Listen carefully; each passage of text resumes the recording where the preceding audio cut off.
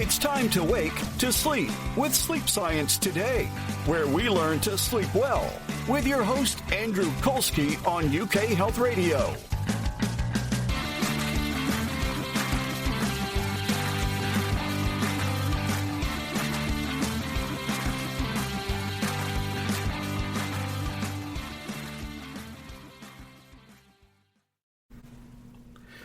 Welcome to Sleep Science Today. I'm your host, Andrew Kolsky. On this show, we talk about sleep and the science behind sleep, and we learn a lot of interesting facts that you probably didn't know, and I certainly didn't know. So today, we have author Jennifer Adams, who is going to be talking with us about her book, Sleep Divorce: How to Sleep Apart, Not Fall Apart. Jennifer, welcome. Hello, Andrew. Thanks so much for having me on. We're glad to have you. This is a topic that we have not covered yet on this show, so I'm sure we're going to have a lot to talk about and a lot to cover. So first off, why don't you give us the benefit of your background and what got you to the point that you wrote a book about sleep divorce? Yeah, thanks. Well, my husband and I, well, now husband, wasn't my husband, my boyfriend moved in together fairly early in our relationship. And he moved into my house, so he brought all of his furniture, and there was a spare room at the house, so he just put all his bedroom furniture in there. But as most couples do, you just go and you sleep in the same bed, because that's what we're told, that's what couples do. So we did that, and in all honesty, we lasted 1 week. Fraser, who's my darling husband, he quite an accomplished snorer, and he hadn't been in a relationship for a couple of years, and we were to go on and find out that he had sleep apnea.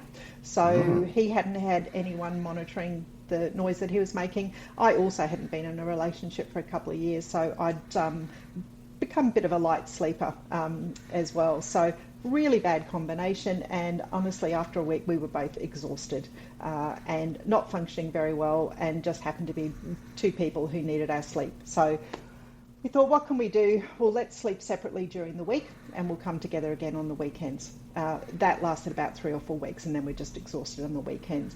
So we made the decision pretty quickly that we were going to sleep in separate bedrooms. The configuration of my house were that the bedrooms are right next to each other, and I think that was a contributing factor that made it a little bit easy for us, because we didn't feel like we were being overly separated in the house. We were just one wall apart, and we were still going into each other's beds at the beginning of the evening. If someone would wake up in the morning, you'd go into the other's bedroom. So we were really just using our beds for sleeping, which is, as you know, that's what we're supposed to do. So the impact on our relationship wasn't that significant. I did cry a little bit. It was a little bit sad, because you just think we're moving in together. This is what we do. This is what he had done in previous relationships and I had done. But anyway, it wasn't working for us, and we were in a position where we could talk about it, and we knew that we were heading to separate rooms for the right reason, and that was to get sleep. At that point, Fraser was a ceramic tiler, so he was getting up really early in the morning, and he had physical work all day. I was teaching, and I needed to be on my A game every day, and so that was just a decision. It worked well for us. I then started to talk about it. I'm a fairly open person, and I started to tell people that we'd moved into separate rooms. There were really 3 responses. The first one, which people still receive to this day, is there's obviously something wrong with your relationship because you're not sharing a bed. I knew that there wasn't, so it kind of didn't bother me, because it was, let's know there's absolutely nothing wrong. The second common response were people who would kind of lean in a bit close and say, wow, how do you do that? Like, I would love to have my own room. My husband or my wife keeps me awake all night. Like, how did you make this happen? So there's curiosity about how they would like to do it. And the third one were the people who were doing it and were being really secretive about it. And there was one particular colleague at the time, and she spoke to me a few times. Her and her husband had been sleeping separately for 12 years and had not told a soul, to the point that his bedroom was actually set up to look like she was using his bedroom. Oh, so wow. that when people came over, so she had some clothes in the wardrobe, she had some cosmetics in the ensuite, and she was very secretive. And we had quite a few conversations. She was interested in how I broached the subject with people, and she was one who said to me, "You should write a book about this, because there are so many people out there who don't even know it's an option."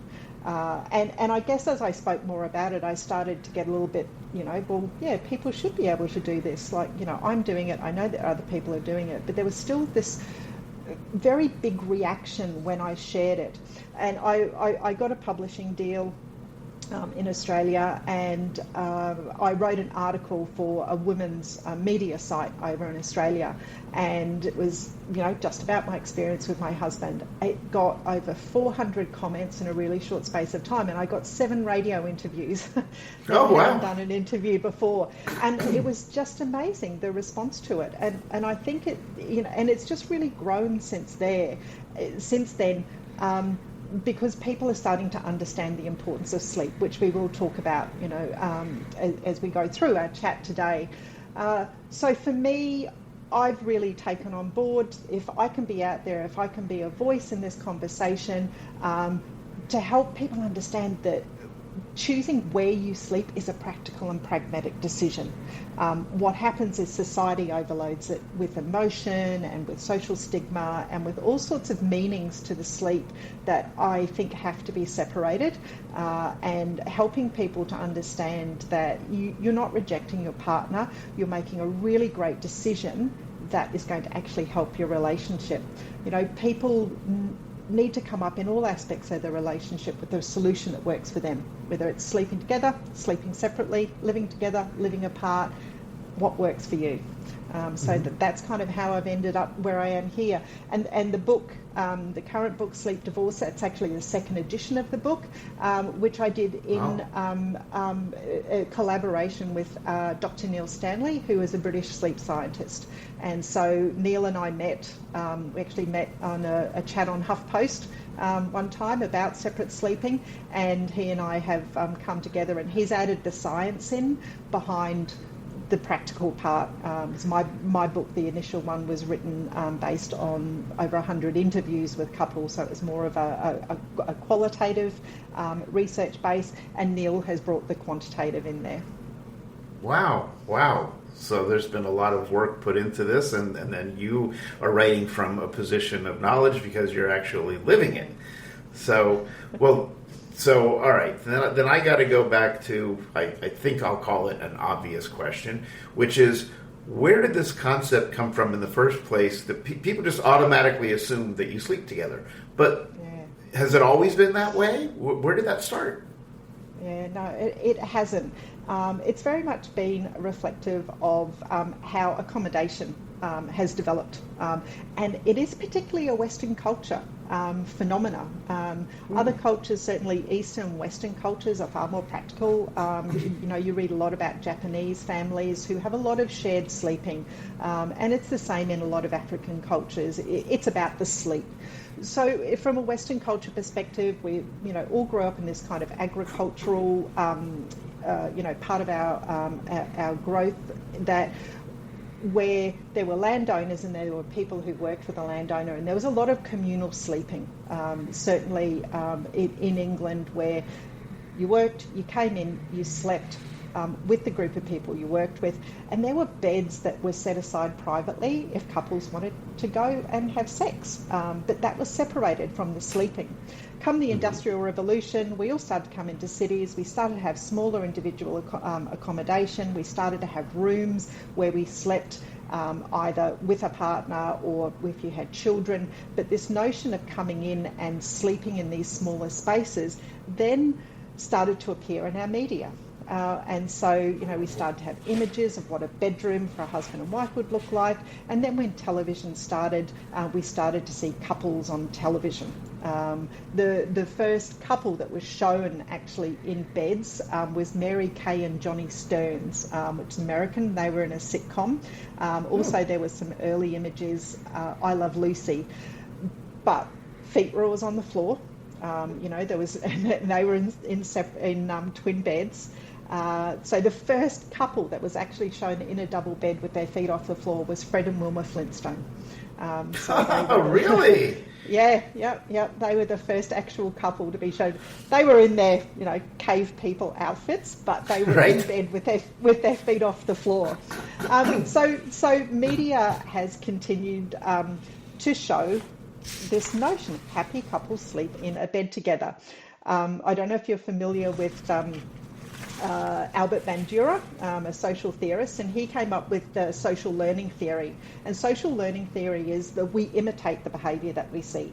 So when we have a media that is just constantly showing couples and they share beds, I have not come across, and I would love if any listeners can email me or get in touch, there's no movie that shows a couple happily sleeping separately.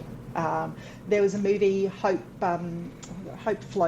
Springs, with Meryl Streep and Tommy Lee Jones that came out actually just as my book was about to be published. And they start off with a couple in separate rooms, but immediately, there's trouble in the relationship. So, and that was it. And it recently came up actually in an episode of And Just Like That. I don't know if you're familiar. It's the Sex and the City reboot or follow on, where they've all grown up a little more, and there's a couple there where the husband takes himself off to a separate bed because the wife is sleep talking. He can't sleep, he's got work to do. He goes to the spare room. She says, "Where were you last night?" He said, "I was in the spare room." And her response is, "We are not that couple," because she said, "That's called a sleep divorce. We are not that couple." And I just thought, I was so disappointed. Thought a show like that could have embraced it, because they're actually embracing one of their couples. Sarah Jessica Parker is actually living separately from her partner, and they're doing quite a nice job of that. So anyway, with all of these messages around, this is why people think that it's the only option. And it is the two messages really clearly. Happy couples sleep together, unhappy couples don't. And that's sort of part of the problem. It's a double, it's a double whammy. So if you do sleep separately and you say to your friends this immediate response of, what's gone wrong in the relationship, that you have to, because we think you've had a fight and that's why you've gone to separate rooms. So this social proof that is out there is simply that you have to sleep together. And I think it's gone on for so long, and so many people conflate that emotion of being together with sleeping. The other really big conflation that we have is our language, because when you start seeing someone, instead of saying, "Are you having sex yet?" what do we say? "Are you sleeping?" Are you sleeping together? Yeah, are you sleeping together? So we have this euphemism that again confuses sleep from sex, in a bed. So we get all these messages, and so I think it has a really bad impact on people saying, "Hey, I can't sleep with you, I love you, and we have so much fun together with everything else, but our bed behaviours aren't matching. So how do we address that?" And the consequences of sleep deprivation are so bad that, this is why I love this conversation. I love the topic because it's good for people to learn that there are options. Wow, that's wonderful. So, I have a question, and I'm going to ask you the question, but then we got to take a quick commercial break, and we'll come back for the answer. But does anybody know where the term sleep divorce originated? I'd love to know that. I don't know. But hold on. Andrew, let's take a quick commercial. Well, let's take a commercial break. We'll come back and talk about it. So we will be right back on Sleep Science Today.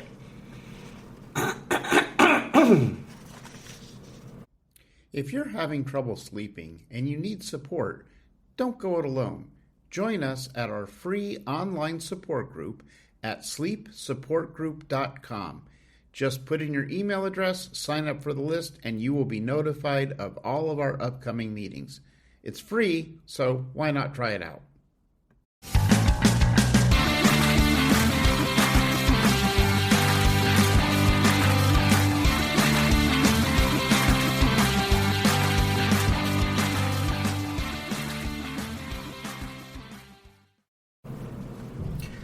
Okay, we're back on Sleep Science today. We're talking with Jennifer Adams, author of a book about sleep divorce.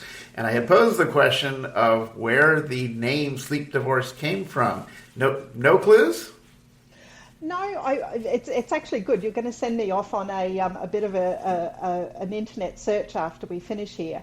I know that it's a good clickbait because it's dramatic. I'm not actually a fan of it, even though the book is called Sleep Divorce. Neil and I, my co-author, just decided it was one of those things we couldn't fight. I actually was a little bit of a keyboard warrior for a while when I first saw Sleep Divorce coming out, because of course the notion of divorce, so it is dramatic. It's the marriage is ending. Right. Over time, it has become a little less sort of barbed with it. I would prefer separate sleeping, independent sleeping arrangements, a sleep separation, a sleep retreat. These are all words that people have. However, sleep divorce seems to have stuck. So, if we can get the message out, then I'm happy to keep using it. But if I find out where it is, I'm going to email you. Yes, I'd love to know, because I've touched on the subject in some articles here and there, and I always put in that I prefer to use the term individual sleeping plan because of the negative connotation of sleep divorce. And then we say, so people automatically assume that if you're sleeping in different beds and you have the sleep divorce, that must mean that there's problems in the relationship. But it doesn't. So the terminology, unfortunately, gives it a bad rap sometimes. I agree with you, definitely agree. One thing that has happened over the last few years is a lot more celebrities are coming out in favour of it. Cameron Diaz, God bless her, she came out last year quite strongly and said that separate sleeping or couples sleeping separately needs to be normalised. That got a lot of media, so I was pretty happy about that. Now we have Victoria and David Beckham. They have separate sort of sleeping quarters or living quarters in their house. Sarah Jessica Parker, Matthew Broderick, of course the royal family, the Gwyneth Paltrow and Brad Falchuk, they have this separate sleeping arrangement. So I think as more and more celebrities are coming out and saying, hey, this is a good thing to do, that's helping to change that narrative a little bit. I mean, royalty has been doing it forever, and generally it tends to be the more money you have, the more options you have, and the more people tend to sleep separately. So, being stuck in the shed with everyone else, unfortunately, was the domain of the people who weren't quite as wealthy. Right. Well, I can see that. I mean, today, if you've got a one-bedroom apartment, you've got one bedroom. There's really not too many choices. So, that's where sofa beds come in, Andrew. Yes. Well, then, so I'd love to hear then a little bit let's talk about what are some reasons that people might choose to sleep separately. What types of things come up on a regular basis? The number one issue is snoring. Unfortunately, as I'm sure you are well versed in this, so as we age, we all tend to snore. I've certainly started snoring. So my husband, I mentioned earlier, he was diagnosed with sleep apnea, so he now has a CPAP. So he only snores a little bit, so he's actually the quieter one of the two of us now. So on the occasions when we do have to share a bedroom, I'm the one who sometimes is waking him up with my snoring, which is kind of ironic given the beginning of our journey.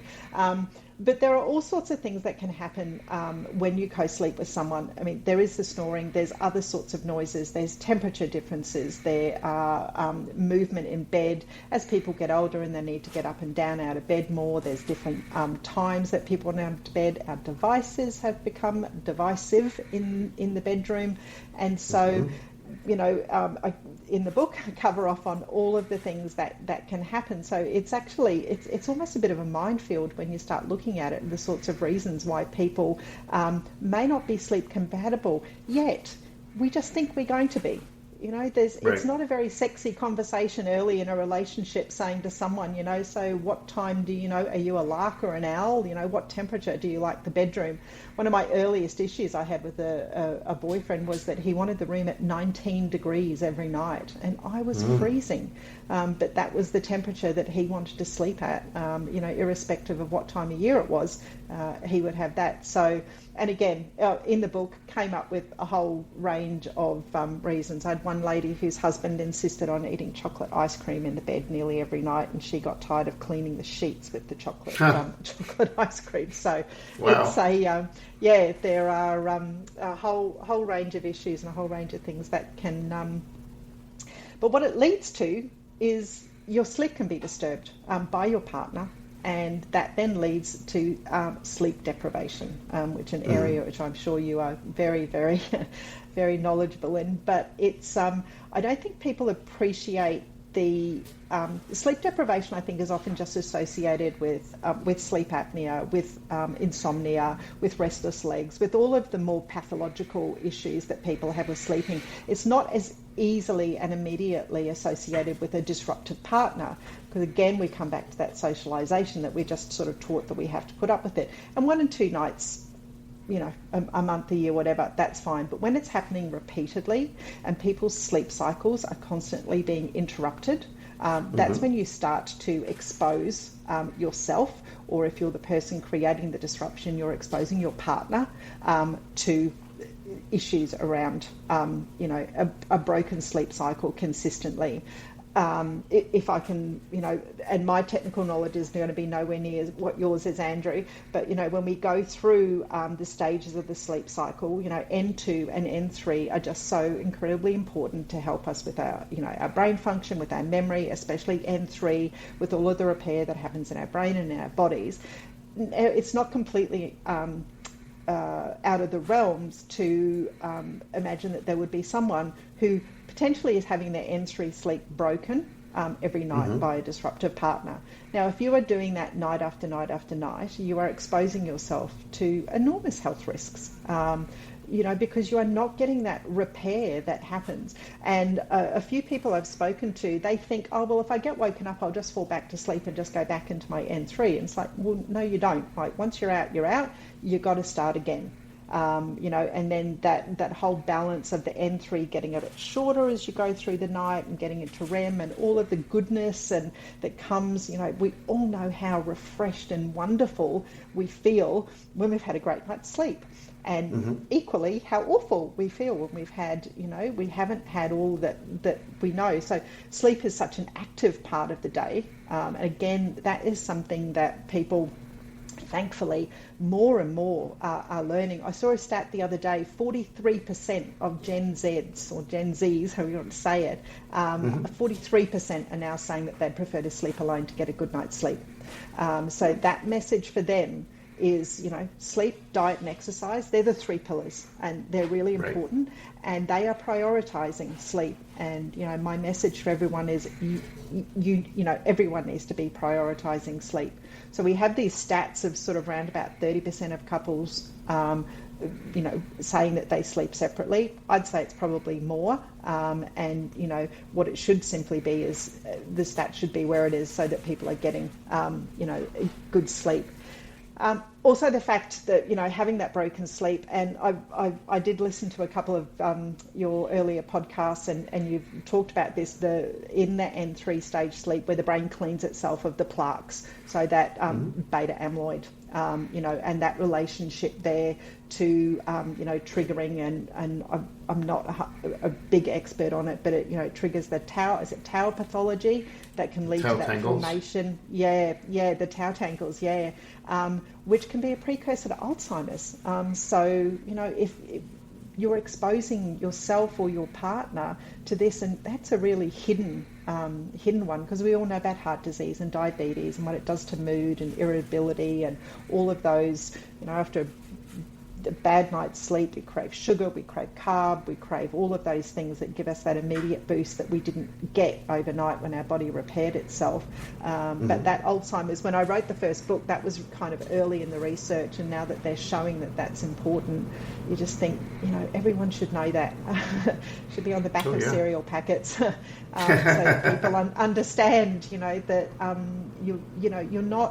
you're not actually doing your partner any favours by, neither of you are, by not being that best version and not giving yourself the best chance you have at getting a really good night's sleep.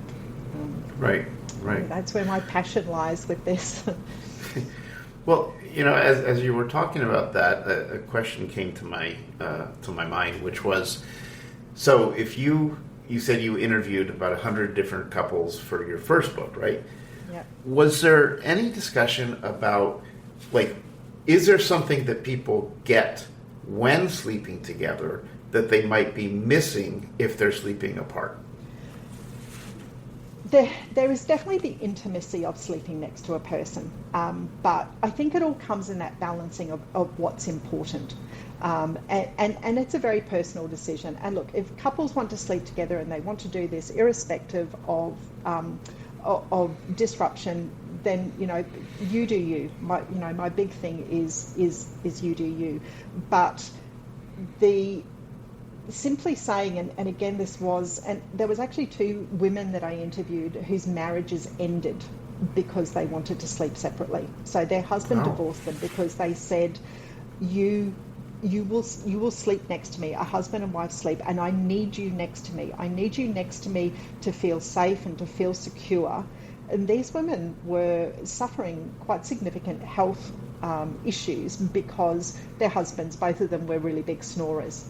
And that was where sort of that path went. So I would suggest to any couple, I get the intimacy and I love it. Like my husband and I, if one of us will wake up and we go through and we lie in bed next to each other, and it is lovely. It is lovely to be next to each other.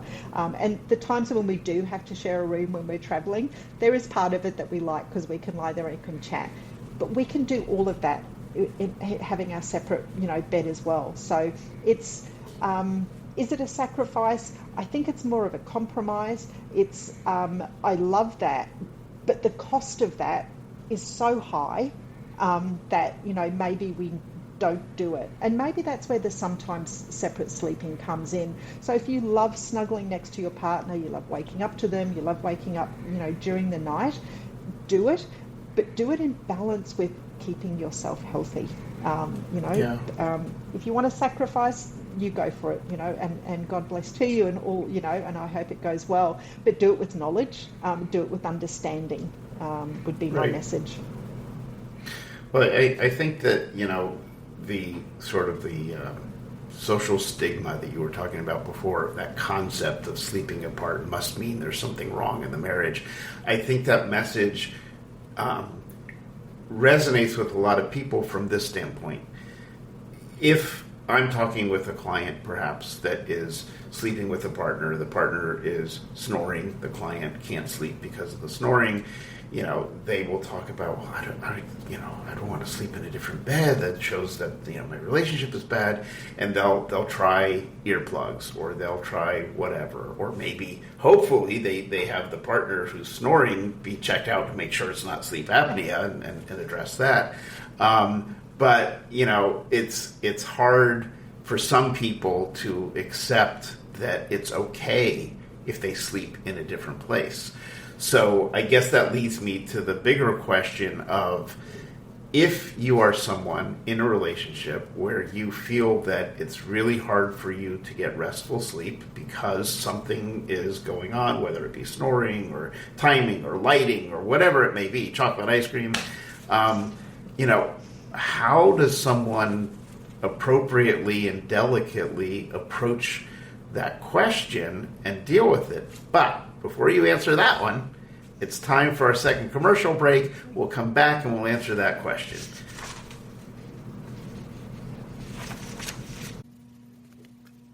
Have you ever wondered why you can't sleep well? Well, there could be lots of different reasons. In order to figure it out, I wrote the book, Why Can't I Sleep Well? It includes 150 common sleep questions that are asked and answered, and I provide all of the supporting science and evidence to address each of the questions. I encourage you to get a copy of Why Can't I Sleep Well by Andrew Kolsky. It's available at www.sleepsciencetoday.com.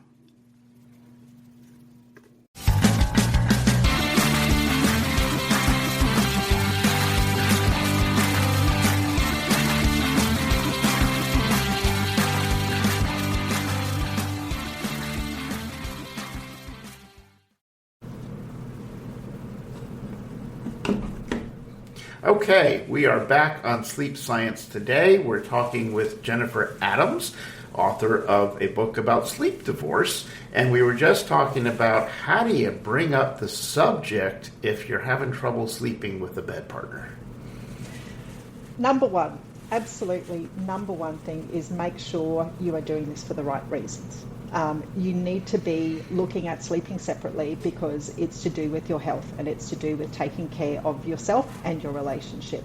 If you are wanting to go to a separate room because you do want to get away from your partner, go and get a different book because it's not my book. So just be really clear about that, because if you do have a partner, as you were saying, who loves that closeness, loves that intimacy, loves being in bed, more than likely they're going to feel a level of rejection around what you're doing.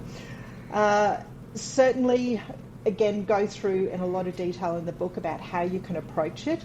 Don't do it when you're tired. Don't do it after a night where they have kept you awake, and kind of what you want to do is yell and scream at them and maybe sort of put your hands around their throat.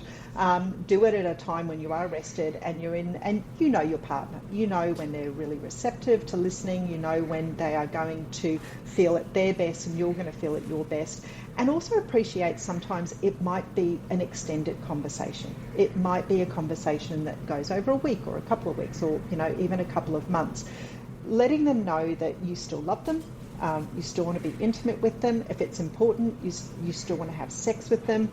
Talk about what the solutions are going to look like. Fraser and I went through this and we're like, well, how do we keep our connection? How do we keep our physical connection? We were so early in our relationship. To be honest, having sex and wanting to have sex with each other wasn't a problem, so it just sort of was a non-issue for us. But we talked about what can we do to have that intimacy. And I read a great quote, intimacy happens in a million moments every day, depending on how you want to do that with your partner. And that's really what it is. So the things that Fraser and I do, he normally goes to bed first. He's a lark, I'm an owl. That's another one of our issues that, became apparent.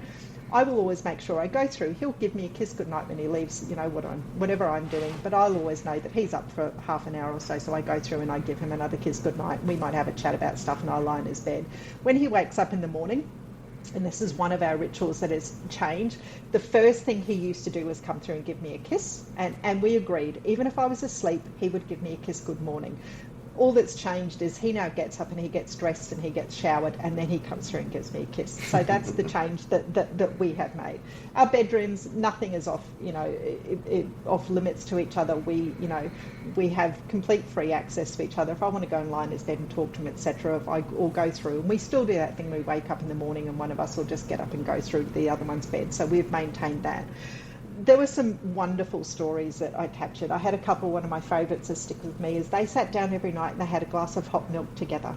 And they would sit at the kitchen table, and you know yourself how good a glass of warm milk is before you go to bed. And that was their little ritual, and they would sit there and have their warm milk every night and talk about what happened during the day and what was happening the next day. And that was how they kept their connection together. And again, lots of stories from people about what they did. So put all of those things in place. You'll be able to gauge how your partner is feeling about this suggestion. As I said, talk about, the waiting pool. Is there something you can change? Do some sometimes separate sleeping if that's going to help. Just maybe diving in and saying, I can't bear to be with you anymore in bed at night is not going to be the best opening line. So think really carefully and be sensitive and let them know that you still love them, you still want to be with them, you just have to manage this part. Maybe it's a bit similar to if one of you wants to try a different diet or start eating a different food, or you're going to get up in the morning and go exercising. It's one of your big pillars of health, so frame it in a way that you're both going to win out of this. My best advice. Mm-hmm.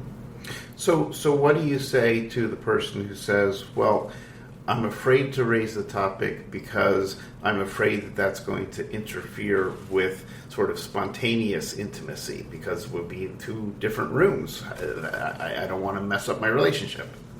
Yeah. Again, a really common topic. I had about 3 couples that I interviewed that over the time they had slept separately for a really long time, they'd all had multiple children in that time. So they're sort of living proof that it doesn't interfere with your sex life. Again, it's about agreeing how it's going to work, Andrew. So, couples would say, well, what happens if I wake up at 2 a.m. and, I feel like, but it's like, well, come through to the room, Again, talk about how it's going to work. You're not going to get it right in the beginning, but just keep that conversation and agree. Sleep deprivation affects your libido.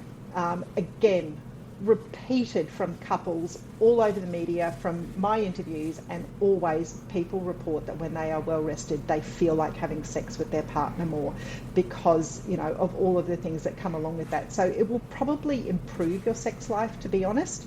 Another great story that I had was an old lady. I was being interviewed on the radio in Australia, and she called in, and she was 72.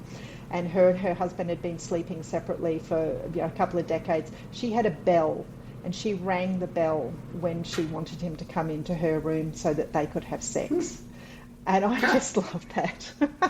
So, they were happy, they were healthy, and she'd ring the bell. She said, I'd ring the bell when my husband knew that I wanted to have relations with him. And so he'd hop out of bed. He was probably waiting for the bell. But that's how they did it. When you start dating your partner, you're not living together, but you still manage to have sex. So take yourself sort of back to those times where, if the only reason you're having sex is because you find each other in bed with each other, maybe this could help spice up your sex life. This could help, remind you. And as I said, who wants to be intimate with someone who's just kind of robbed you of hours of sleep overnight? I can almost guarantee you it's not the most attractive, feature to have someone who's stolen the doona, maybe farted a few times during the night, all the things that have interfered with your ability to lead a good life.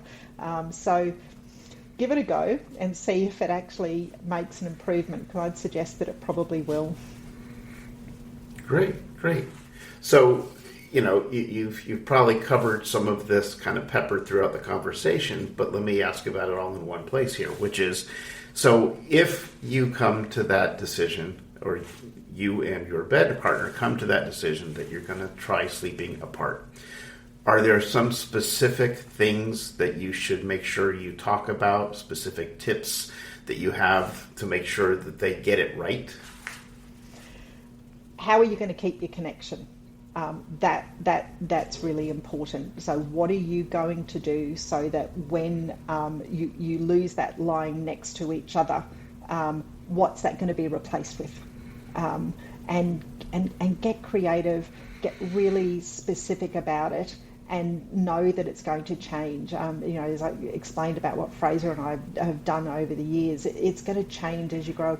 You've got to keep talking about it. But again, it depends what sort of a couple you are. Some couples kind of fall into bed and don't talk to each other. That's not part of how their communication pattern works. I think we have a little bit of a romantic notion that couples are snuggling in bed every night and they're chatting through their problems, they're planning their life, they're holding hands, they're falling into some intimacy.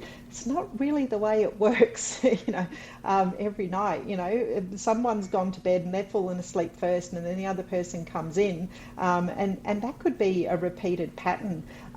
Again, that's why my recurring message is you've got to do you. You've got to come up with the relationship parameters and what it is that makes you a happy and healthy couple. As I say, if you sleep well, you feel well, and if you feel well, you function well. And it's that function part, because you don't only have a relationship with your partner, you have a relationship with everyone else that you encounter every day.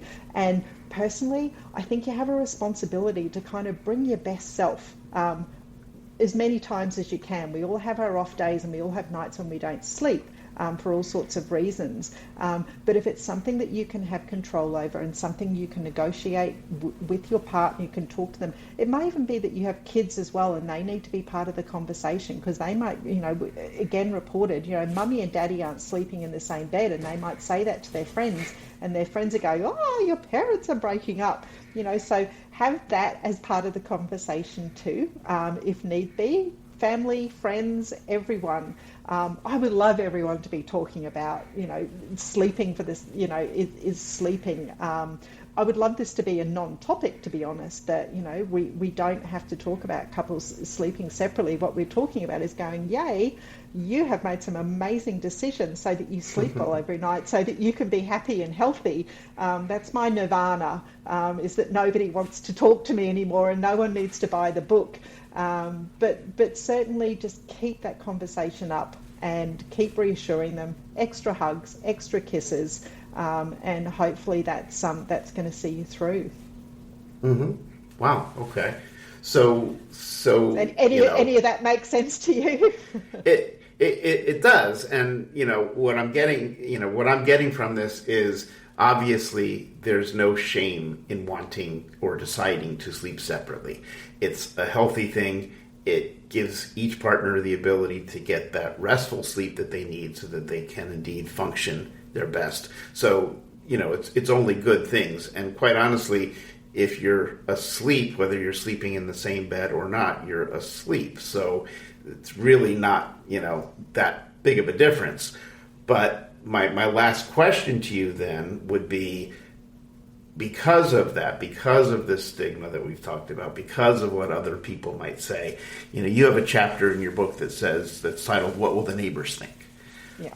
What's your best advice for couples who are dealing with that situation? Time is the best thing. Fraser and I had that, and 20 years on, I think we've convinced everyone that we're okay. So certainly just kind of let it play out. I think there's two things. Some people, like the colleague I spoke about at the beginning, if you don't feel comfortable talking about it, you don't have to. You have the right to keep these matters to yourself privately. Maybe that's the period when you're working it out and you're trying to kind of just work through those emotions and those feelings with your partner. You may choose never to tell anyone, and that's absolutely okay. But I think talking about the separate sleeping from the health perspective, it's not like,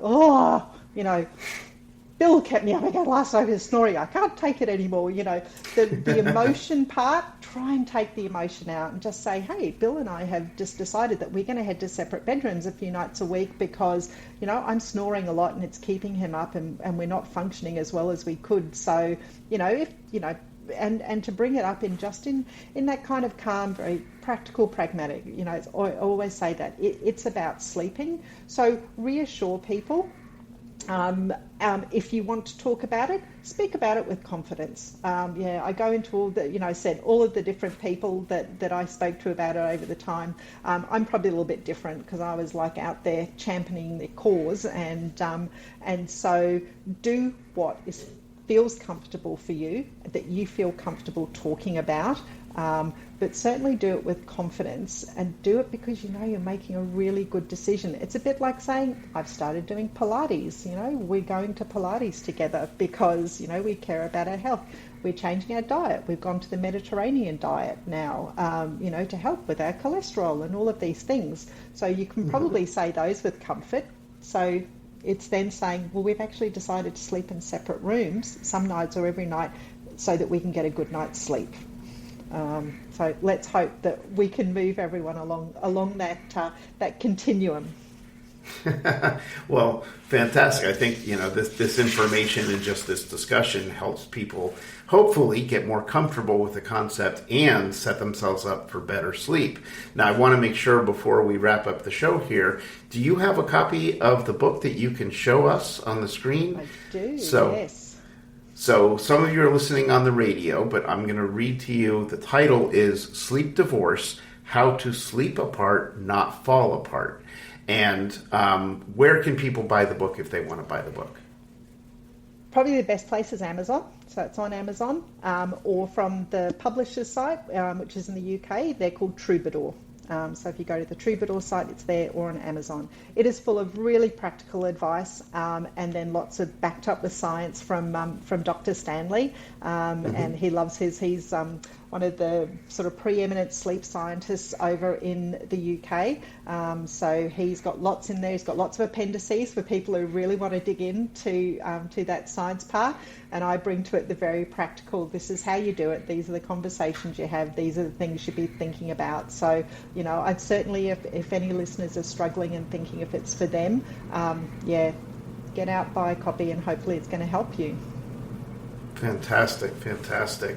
Well, that's all the time we have today. So I want to remind our listeners that if you want to keep up with what we're doing here on Sleep Science Today, just go to sleepsciencetoday.com. You can sign up to join our newsletter list, and we'll keep you informed of things that are happening.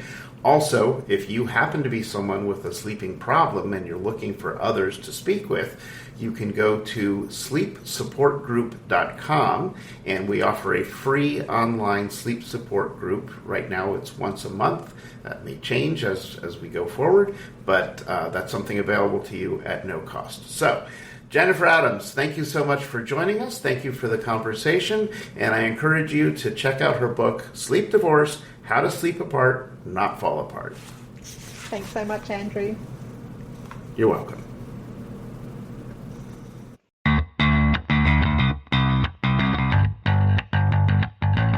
Thank you for listening to Sleep Science Today and learning how to sleep better with your host, Andrew Kolsky, on UK Health Radio. For more information on how you can achieve better sleep, go to sleepsciencetoday.com. Remember, sleep science today and sleep better tonight.